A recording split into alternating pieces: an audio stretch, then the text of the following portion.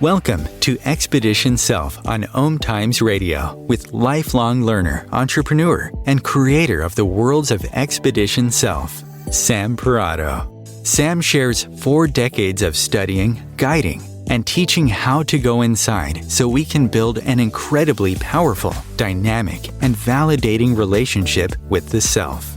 Expedition Self is laced with stellar, unexpected insights about what it means to be human.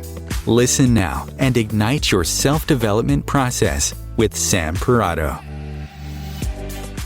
Well, welcome. Hello, I am Sam Parrotto, and this week we're going to be talking about self-importance, going undercover, which in my world means we're going inside of ourselves.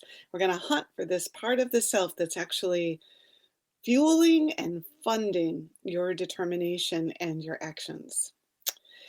We'll talk about how that behind the scenes aspect of you interplays with your desire and your ability to be collaborative too. And we're going to look at this idea of co-creating and what happens when this hidden force of being self-important gets in on the act. Well, before we take that jaunt I spoke about, I'd like to talk about my interview with Agape Stassinopoulos last week. And I don't know if any of you caught it. It was a pretty big deal in my world. And I have to say, I'm so glad I had the experience about it. Anyway, she's a best-selling author and speaker, and she's done a TED Talk and written 5 books, and she's spoken all over the world. And it has all of her career, her inspirational career, has culminated in this most recent book that she's just released called Speaking with Spirit, 52 Prayers to Guide and Inspire and Uplift You. Well, I thought, it would be meaningful for me, and I thought you might find it interesting to share a little bit about that experience for me. I so wanted to understand better who she was. I had spent plenty of hours going through her work and her life's sharing that she had done, and I wanted to know what was underneath those stories that she told, and the messages that she was sharing. I was really excited because it was a very different setup than what I normally do here, where I talk about an aspect of going inward and then invite callers to call in, which I'm just going to put a plug in. Please call. I'd love to hear from you today. And so, we're getting set up, and the first thing that happened is that because of some email snafus, which I definitely played a role in, she thought the interview was going to be done on audio only. Well, this meant that she didn't have to think about how she showed up, in terms of her person. But then she gets on for the interview and deals with this shock. And at the same time, I'm thinking, we're over time for the start. I'm looking at my watch. I've got people waiting, and I'm looking at her. She's looking at me, and I'm like, we got to go on. And then she says, well, would it be okay if I run and put myself together a bit? I don't think I responded so quickly because I was like, well, sure, okay. So I've got to tell you that if I was in that situation, I'd be very discombobulated. I made sure I did my good makeup that morning. I have 3 layers of makeup. I have the kind of just enough to make me not look like I'm a flat moon face. I have the next part of my makeup that I do that gives me just a little bit more color, like I'm alive and I'm out in the world, but I didn't work at it. That's my middle makeup.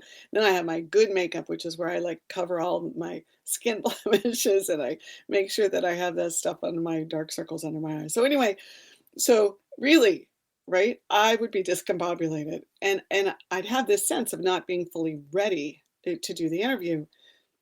But I want to admit something to you. In that moment, how she felt, even though I could empathize, it wasn't as important as me keeping to the schedule.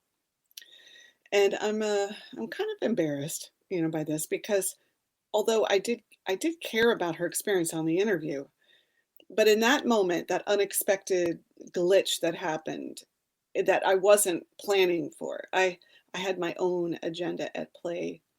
And when it came into question with what she needed, I was like, yeah, well, I don't know if I care enough to disrupt my agenda. So here's that real stuff that comes up in life when we want something to go a certain way or look a certain way, and then real time happens and it's not syncing up, and we're forced. I was forced to show up, be present, and make some choice, and so was she. And I'm always interested in that choice that I actually make because these kinds of moments are such growth moments. They're the real moments that show you what lives inside at a being level because they're not pre-planned or coordinated. They always put me on my growing edge and a place where I have the potential of having the opportunity to feel humiliated or embarrassed or ashamed.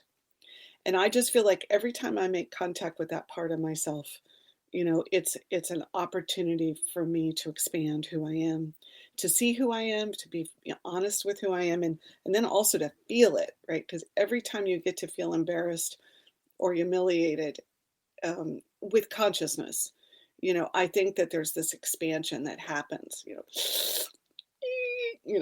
the inside of the self. Yes, those are my sound effects.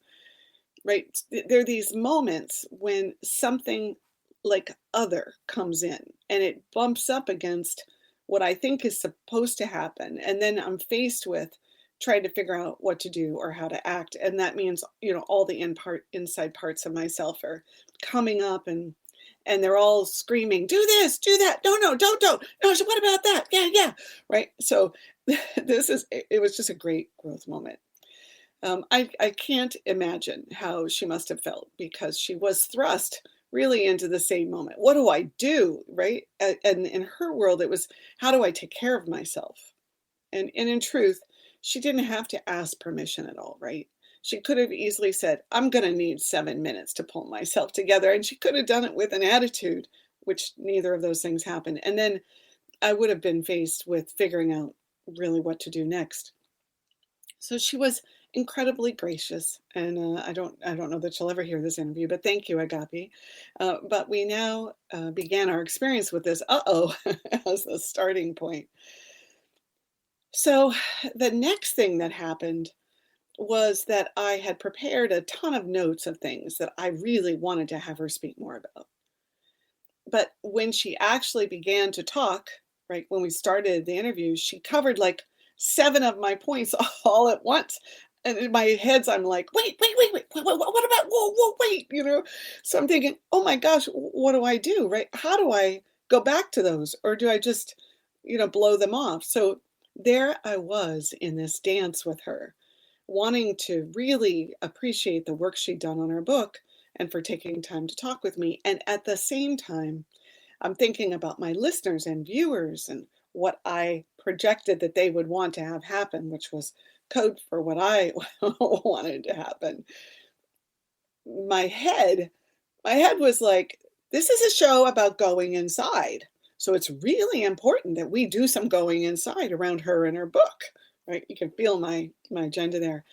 And, without knowing her at all, I was faced with taking some risk, hoping that when I backed up or when I asked a probing question, that she would respond and be okay with it all.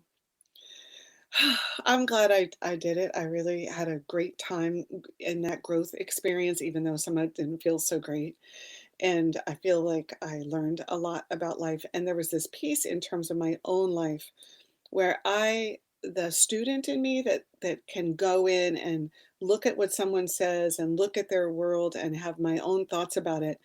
I don't think that part of my student self hasn't had an opportunity to be out and about in a long time. So I really liked getting to feel like I was going, delving into something other than write my own thoughts. so so, all right. Well, there were 15 other places I would have liked to have explored. And I just would like to share a couple of the things that thought were important here, just as part of the debriefing from the book and the experience, in case you're thinking about um, snagging, snagging her work. So, for one, she's a big proponent of the idea that we forget who we are and when what we're really looking for is ourselves. And there were a lot of some of her TED Talk and some of her other interviews, she had really talked quite a bit about that. And I am inclined to agree with her. The idea, though, that we're in life looking for ourselves through life, through the activity of life, through the stage of life, right, through the hiking out into the world of life.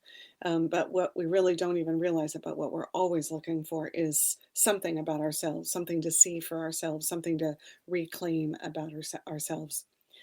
The other thing I was really interested in were her thoughts on finding the wisdom in disappointment.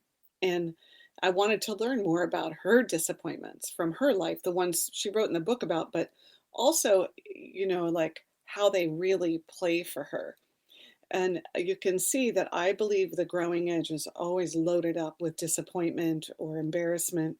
And that if we can find the wisdom in what's going on, that really gives us a sense of making it pay for ourselves. And I think that's a lot about growth that I care about, is that we really make our growth experience in life matter. And I think a lot of us, we compartmentalize, oh, I'm going to do growth work here, but then over here, I'm going to go to my job. I'm going to do growth work here because I'm having a challenge, with my children. But once everything's okay, I'm going to go back to doing life the way I did before. And I think growth work is a 24/7 kind of thing. So along those lines about what I think growth work is, I'm always trying to have us connect the past, the present, and the future into one. Trying to help you think about it like one is not different than the other, that they're all happening in you, in those cells in your body, and the muscle and the sinew and the bones, right? And so this is a quote she said. She said, "It's not your responsibility for what happened to you in your childhood, but you are responsible to heal yourself as an adult." I'm always trying to find ways to talk about personal responsibility in a way that, makes more sense. And I thought this kind of did it, because it's real easy to all of a sudden feel like when you're doing growth work, you're somehow responsible for what happened to you. And that isn't the goal, right? I did I did get to converse with her about the choosing how we want to react, like that we get to choose how we're going to react, which to me is the idea that you put intention into what's happening here? What can I learn about myself? How can I go inside and really see myself as the source of my life and everything that happens in it? And her quote was, "When we are fighting with someone, they have power over us. But when we accept a situation, we find a sense of liberation." And I just can't talk about this point enough. I don't think we can hear it enough. When we're fighting with someone or an idea or something about life, it has power over us. And if you go back to my show on power, I think you'll probably connect with it. And boy, we did not get to talk long enough about that. So I hope this helps you get a little glimpse into what I went through. It was meaningful. And I certainly would have liked to have learned more about her. And during the interview, she was describing about how she handled being in the pandemic and going for walks in the park and looking at trees. And she talked about how she kept getting the message to write it all down, to spare nothing, to leave nothing out. And I love this really, because she was talking about how her talking to spirit helped her write the book about speaking with spirit. And if any of you are ever dealing with a subject matter, I bet you notice that that subject matter becomes the thing that is your topic, that is now the thing you're working on. And I just feel like that's the synchronicity and magic of life. If I say I'm going to work on the color purple, and I'm going to see the color purple, then everything about my world starts to be like, what does purple mean and how is it important? And I just feel like there she was having the experience of speaking with spirit. The next thing you knew, she was writing a book about it. So I'll leave one last quote of hers with you. "Our inner guidance is like a wireless network. It's invisible, but it is available everywhere that we are. We just need to enter the password, and the password is prayer." So, having done an interview for the first time like this one, I came away feeling like I didn't take good enough care of her vulnerability during our time together. But at the same time, I recognize that I wanted something out of the experience for myself and my stand in life. So navigating that wasn't easy, and it wasn't what we would call perfect. So I'm reminded that nothing is. If we're really growing and we're really trying to be on our growing edge, well, then it's going to feel like we're both the chef and some of the ingredients. I'm curious, I'm curious, have you ever been in a similar experience? Have you ever dealt with some of the things that I did? And I know we haven't really fully gone into the subject for today's show, but I would love to hear about any of those experiences when we come back from break. My number is 202 570 7057. And I'd love to hear from you.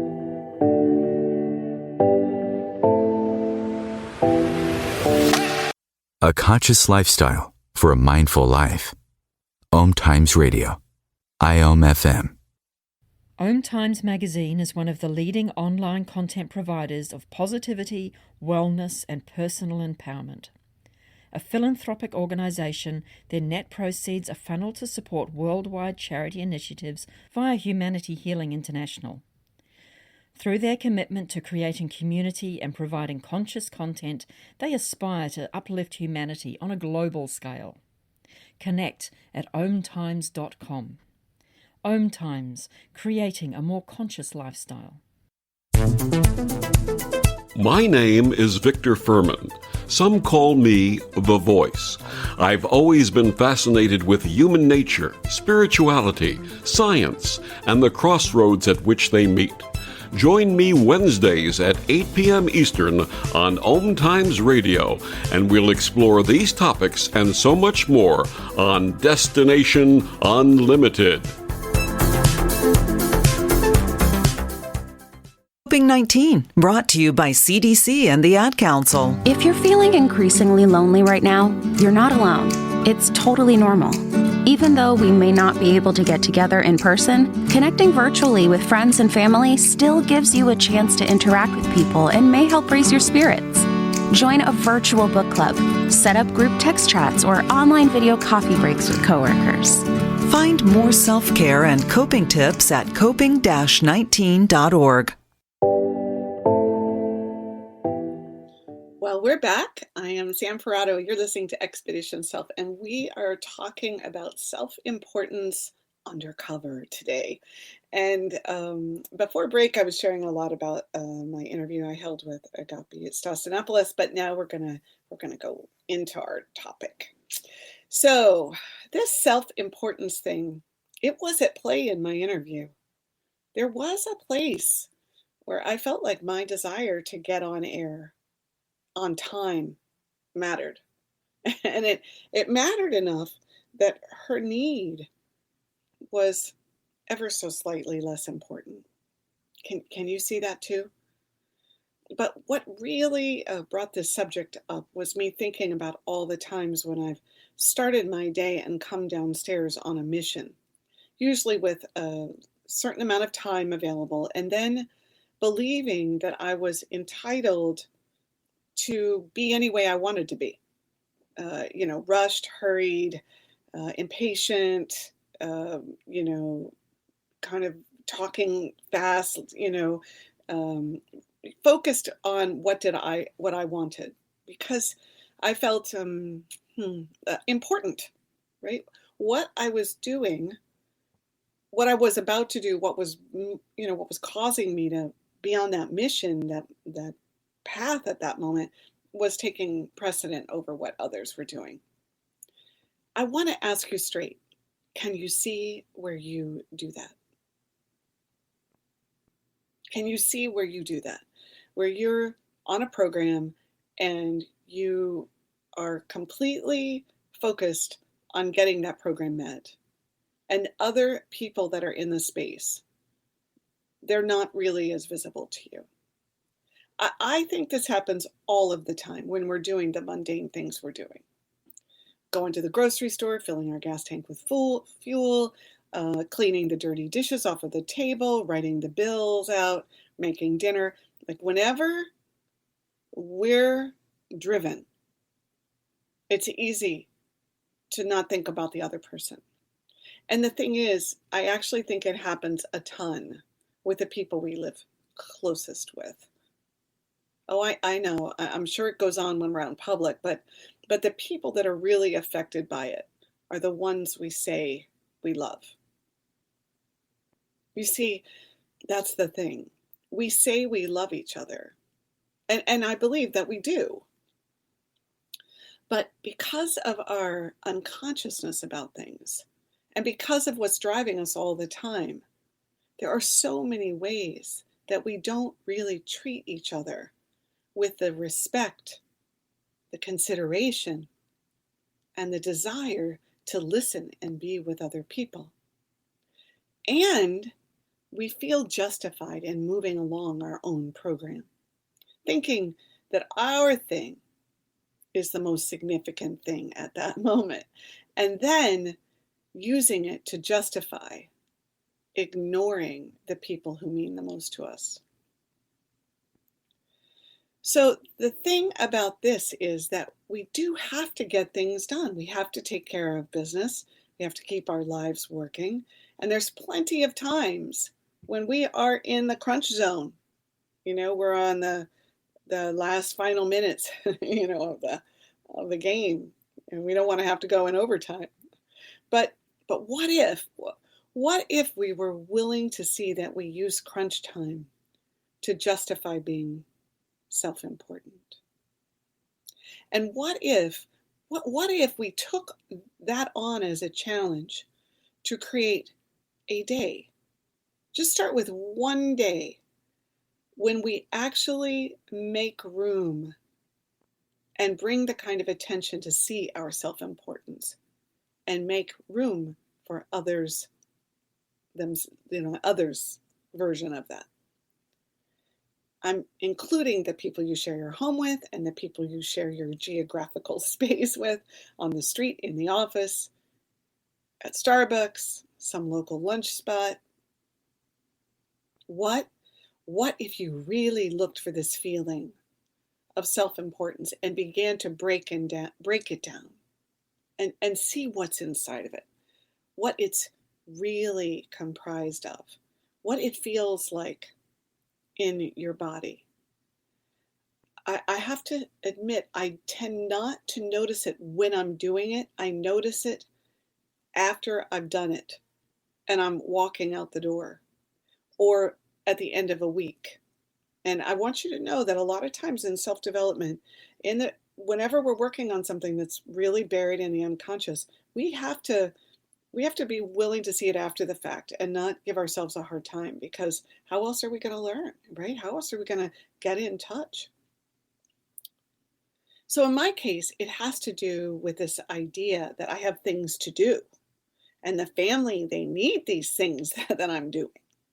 And it's a very bold stand inside myself. And a lot of times I'm actually having to push myself anyway, because I don't really like having to do everything that I think I'm doing.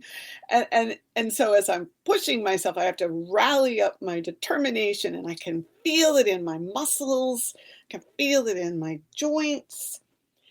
And like I say to myself, I have things to do. That's right, I do. And I've got to get myself to do them. There's a lot of energy going on there. So whatever everyone's doing, just know that however consumed and focused on my to-do list that I am, it is totally reasonable, and you should totally understand, and you should be good with it. And you should just deal with my distracted facial expressions, or my half listening, or my clipped responses, or my belting out directions to you. I mean, that's my version of it. I'm sure each of you has your own version of it. Yours may be completely quiet. Mine's very, there's a lot of demonstration of expression going on. And this is what self-importance sounds like.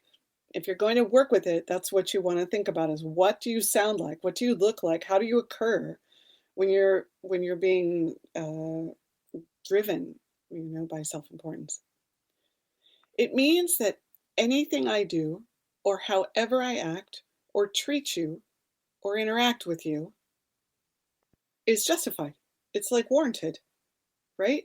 Now, I want to say that if you're someone who isn't self-aware already about what you look like when you're on a mission to get something done, then you probably won't have to look far, because it's likely that someone you're sharing your household with or who is in your life does it too. And then you have an opportunity to notice what you feel like on the receiving end of it.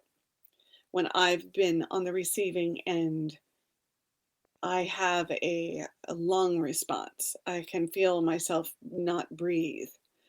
I feel myself back up, like almost bodily, trying to figure out. I also, if I'm in my own space about it, I can just ignore them because I don't have to take them seriously if they're talking at me and not to me. That self-awareness about what goes on when there's an exchange, that is the basic practice of working inside yourself, noticing everything from a sensory, feeling, felt sense as you're actually in the experience. Now, I didn't describe my felt sense of what was happening when I was in that interview. And I'm not going to do it now because I want to get through some of this conversation, but I will say that there was a whole lot going on for me physically as I was watching myself bounce around and, yeah, but I really want to get on the show. Yeah, but she's feeling this way. I had that happening. So this is a good place to pause. Can anybody relate with me? Would anyone like to call in and just talk a little bit about how you are self-important, or what it feels like to be on the receiving end of this visceral kind of state of being that I'm trying to describe today? All right, well, I just thought I'd give you a pause in case anybody feels like talking about it. So this brings me to the next point about this. If we don't look at it through the judgmental lens, it's really that it doesn't feel good when we're on the receiving end of it, right? When that other person isn't taking us into account for how they occur, and that we are important in the space, that we occupy some presence of value, right? With this idea that self-importance is in the background, it leaves us with a sort of residue. And for many people, when they're in it, they'd say, well, you can't expect me to be any other way. It's too hard. I'm not able to be focused on you and focused on what I need to do at the same time. And this is what I was trying to say about these moments when we're thrust into the unexpected and the unplanned. And in these moments, when that actually happens, we're also faced with what's really going on at a being level, and can I stay in relationship and not actually panic, right? And not actually go into that program of I've got something to get done, or I've got to save myself here. All right, well, it turns out that pause made some space. So Diane, what would you like to say about this idea of self-importance? Well, and welcome back, by the way. Well, thank you very much. I think it took me a while to figure out how I fit in the dynamic that you were talking about. And what I ended up as a result of thinking, and my example would be that I get up in the morning and I feel like there are things that I have to do. And I don't consider that there may be an obstacle that's going to come up, like maybe somebody's going to fix some food and eat it for breakfast because it's breakfast time and I've already cleaned the kitchen floor. And I think that I end up getting, and this is the revelation that happened. I think I get mad thinking that I made the decision. I have the time to do it at the time that I can, and they are messing up with my my things to do for that day. And I realized it is actually my self-importance. I'm more concerned about having a clean floor or the dishes done or whatever than it is the other person, because I never even ask them if am I totally making any sense? Totally. That's exactly what I'm talking about. It's like we don't even realize that we're coming from this self-important place, that it's running behind the scenes. That's exactly what you're describing. Yeah, and now I would say the flip side of it, if I really came down with that charge that I have about this is what I'm going to do between 9 and 11, and if I actually ask them and they say, no, I don't think you should do it today, I'm thinking I might be in a real mess. Meaning that you don't want them to tell you can't do it. So you don't even want to consider Exactly. Exactly. So maybe that's why I didn't ask to begin with. Anyway, I thought it was kind of funny. I'm sitting here kind of chuckling to myself thinking, oh my God, I think I'm more important than I think I am. So I just wanted to share that. Well, thanks so much for calling again. We love having you on the show. Thank you. All right. Bye. I'm going to talk a little bit more later about what lives underneath I can't believe I'm self-important, because, we live in a society right now where all the affirmations are all about get yourself as important, put yourself, get out there and do what you want, think about what you need. Other people don't matter. And I'm having a conversation today with you about being self-important. So I think it'll curve back around as we go. So in the context of this self-importance, I think we have a lot of reasons and excuses and justifications for why we tell ourselves why we can't stay focused on the other person's value, right? And that is what I mean, value, right? And also then to be focused on what we need to do too, because now we're trying to value both things. This is where I'm going with the self-importance thing. We want to be valued by others, but I don't think we really look at how we are being when we're trying to get things done, to value our own to-do list. I don't. And I think it says in very loud ways, I'm not valuing right now. I'm not valuing you right now.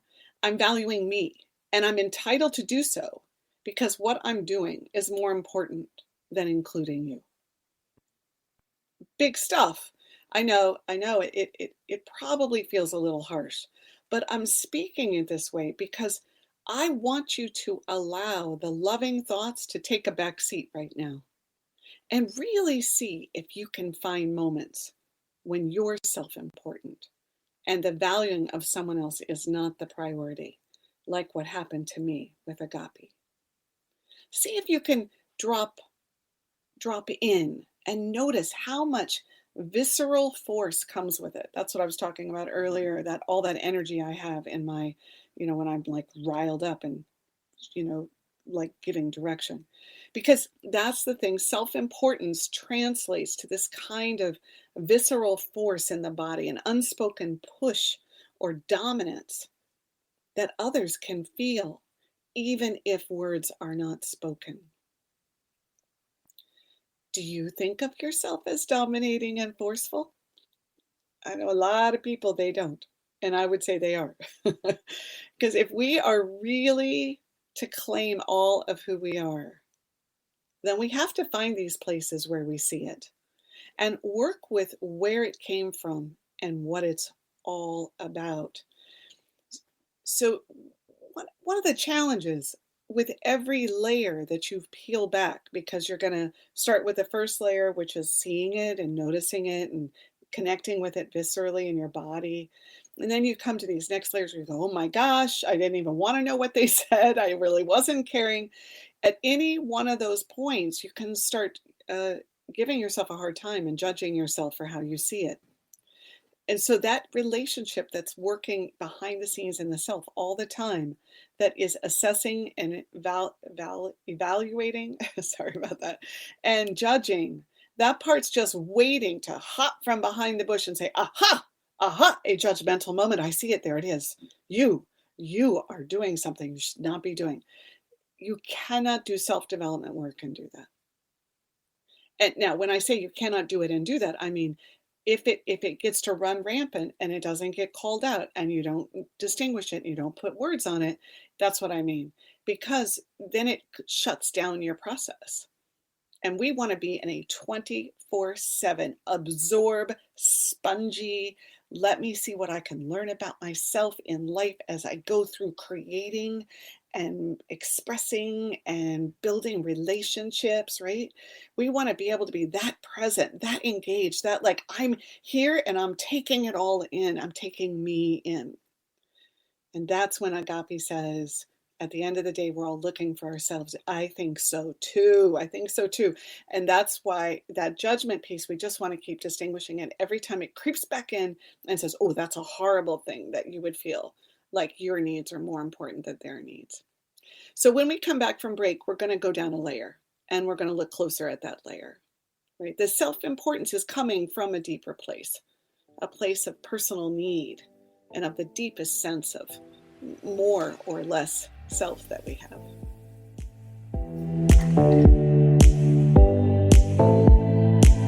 The best of holistic, spiritual, and conscious world. OMTimes Radio. IOM FM. Ascending Hearts is no ordinary dating site, but a spiritual dating site with a purpose, to link you with your soulmate. We engineer the serendipity so you can trust that you will attune with someone that has the same matching vibration as you. Ascending Hearts, the conscious dating site for the spiritually aware. Try Ascending Hearts for free. ascendinghearts.com.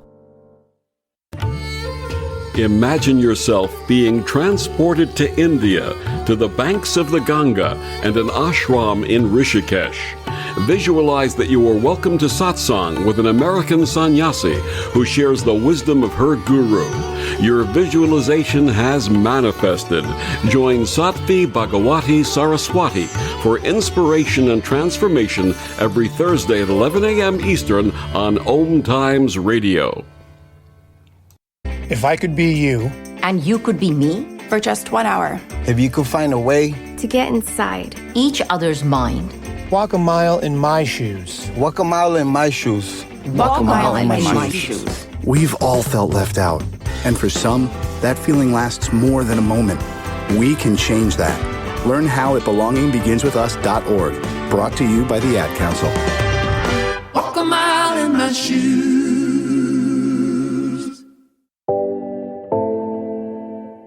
Okay, we're back. We're back. I'm Sam Parrotto. You're listening to Expedition Self, and we are talking today about self-importance.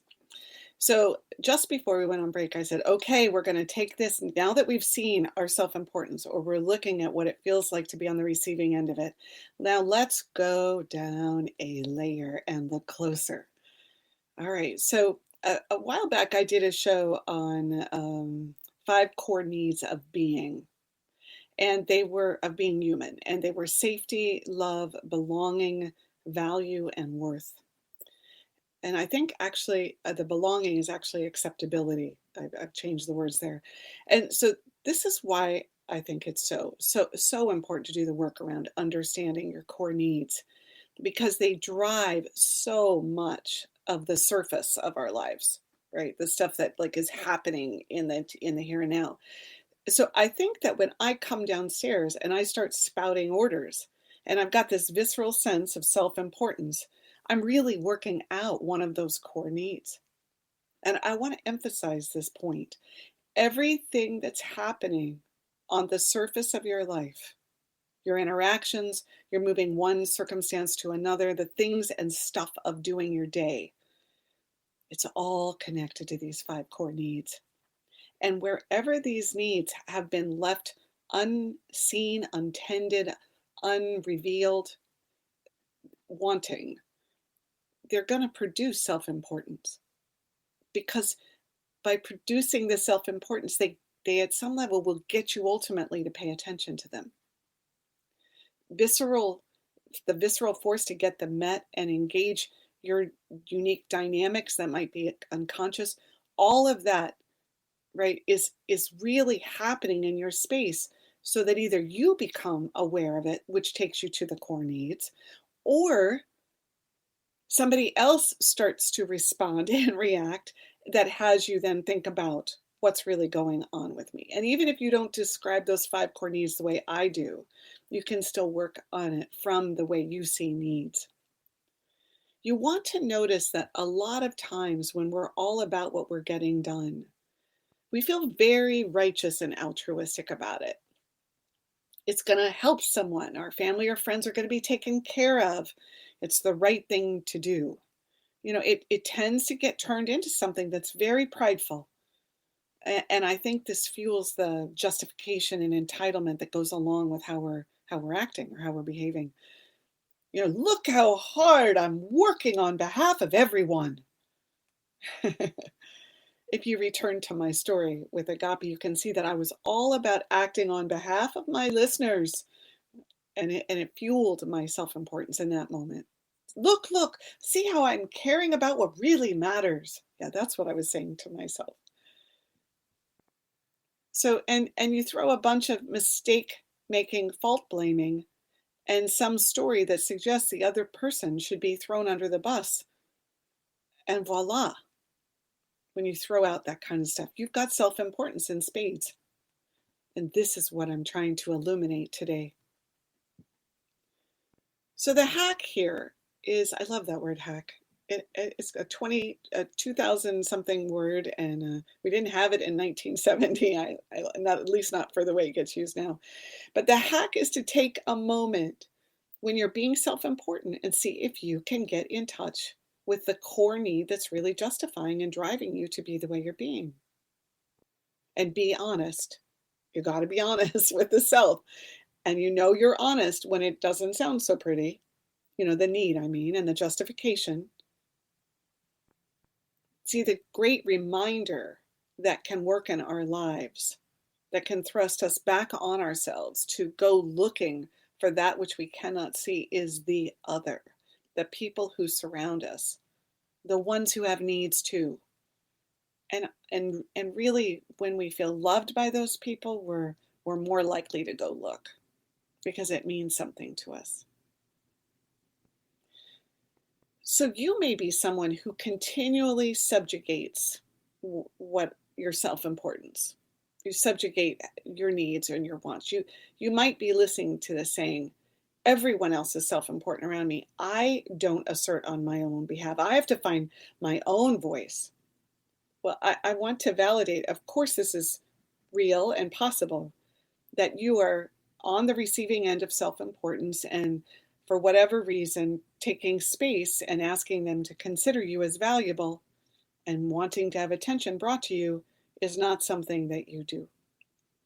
But, and this is a huge but, it's worth looking at where you are making sure you get something for yourself and what need is being met that has to do with these core needs I mentioned.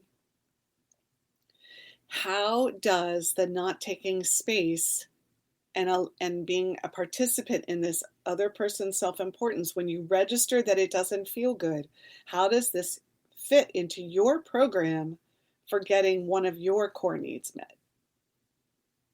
And how do you then play on the team and collaborate with this person when the to-do isn't as important, when you're not consciously deferring? So let's talk about collaboration.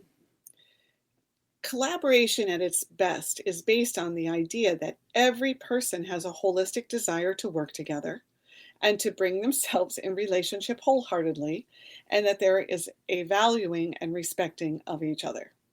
Oh yeah, that's it. That's what creates, and I don't know about you, but most of the time I don't think that all the people are bringing all that. So now place these self-important factors in the background, them working out like they're playing out back there, of the people in that collaboration. And what do you think is really going on?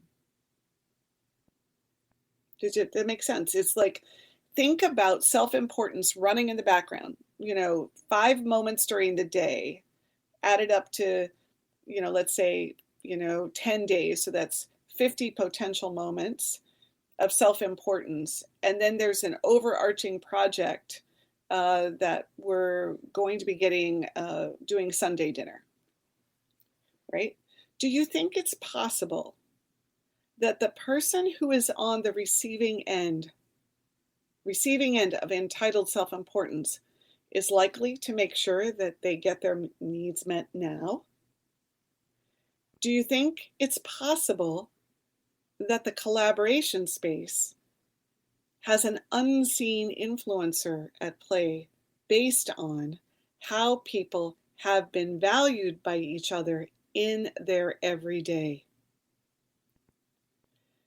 And at the risk of taking this conversation into the outer atmosphere, do you think that this might be happening in our society right now?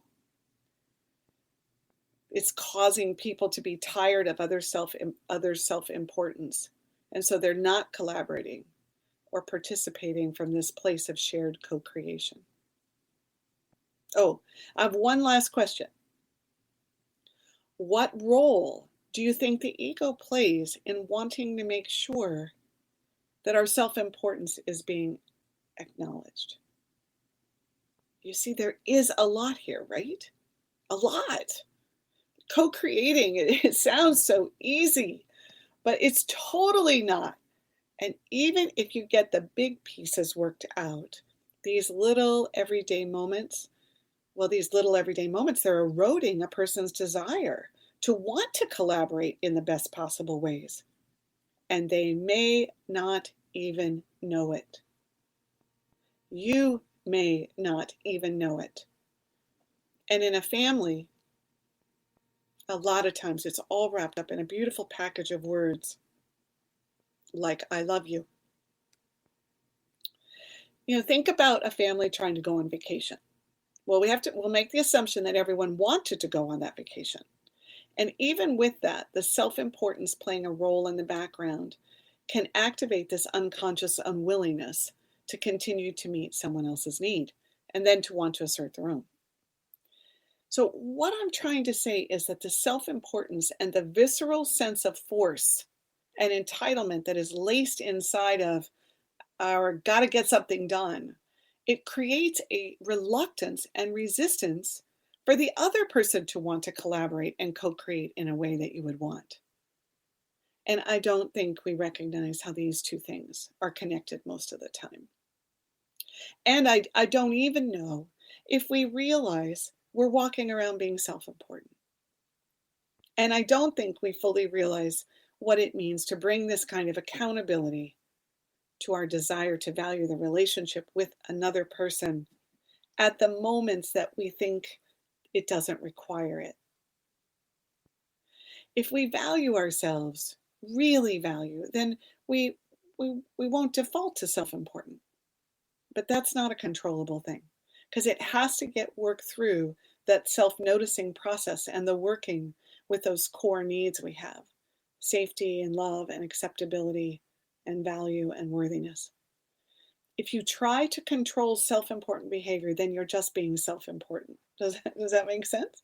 Because rather than truly caring about your own inner needs and what's happening with them, rather than wanting to understand yourself better, you're just trying to fix this on the surface.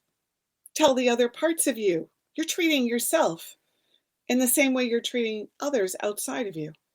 You're telling these other parts that they're less important, and then trying to appear as if you're being a collaborator. So if I had to work to be a collaborator, this is true of me. I have had to work really hard to be a collaborator because my core needs always had this deficit that they were trying to fill. And as long as I'm trying to fill that hole to compensate, well, then when I'm on a mission, it's a very big and old driver, an old mission, because my sense of self, of being, is at stake in it. So I don't know what this phrase is, but I'm going to just say it the way I remember it. Betsy, bar the door, because there will be nothing stopping me. So you can imagine how difficult it was for me to lead anything when I didn't really want anyone to get in my way? Like, do you hear all of the self-importance in my descriptions? And of course, I would cry about this a lot, but no one wanted to collaborate with me because underneath, I wasn't really willing to co-create with them. And I say this like it's a past tense, but I deal with it all the time. And it's quite the dilemma when I care about the people in my life, but I'm equally attached to filling those holes in myself and attached to meeting my needs as recently as last Friday. This brings me to one of the most important markers for those of you who are trying to collect, actionable information about the self-development process. You must talk about your needs that are running behind the scene. You want to get in touch with the part of you that is driving the action, even if it's mundane action, and you want to give it words. Because the minute the words stop, it's the minute we go unconscious. And I know you might be saying, well, who wants to hear my words? I thought I was trying not to be self-important. But if we're going to be conscious together, then we have to keep sharing about what's undercover. And you can say, wow, I'm feeling really self-important today, or really needy, or really like there's something that I've got to work through. That's a huge start. Or you can say, I notice myself not wanting to collaborate about this situation, right? And this is what's going on underneath. Or I can't figure out how to have what I need to get done and have my relationship connection with you too. Words, they make the difference when we're trying to bring something more to the moment. So I want to say thank you for you being with me today. I have traditionally been doing poems at the end of my show, but I've kind of changing it up, and sometimes I'm doing quotes too, and I have a couple quotes about self-importance. I do want to remind you that you can register at samparrotto.com, and I have some freebies there that you can get a hold of. And you can also register so you get a weekly email letting you know the show topic and when it's running. You also can write me. I'd love to hear what you're doing with this conversation at hello@expeditionself.com. Anything. Tell me about you, about your reaction. Really, I'd love to hear from you. So I have a quote from Carl Sagan. I have a couple because I have like enough to go through the end of the hour with you. Our posturings, our imagined self-importance, the delusion that we have some privileged position in the universe, are challenged by this point of pale light. Our planet is a lonely speck in the great enveloping cosmic dark. And I want to say that this is also true of ourselves. We are conscious, what we're conscious of is a lonely speck in the great enveloping cosmic dark you, like the not illuminated, the part that you can't yet see. All right, I have one more here from Michael Pollan. Looking at the world from the other species' points of view is a cure for the disease of human self-importance. You suddenly realize that consciousness, which we value and we consider the crowning achievement of nature, human consciousness, is really just another set of tools for getting along in the world. And it looks like I have time for one more. This is from Thomas Zaz. Every act of conscious learning requires the willingness to suffer an injury to one's self-esteem. That is why young children, before they are aware of their own self-importance, learn so easily. On that note, I want to say thank you so much for sharing in the world with me, and for growing alongside me, and for bringing your whole self to each and every day.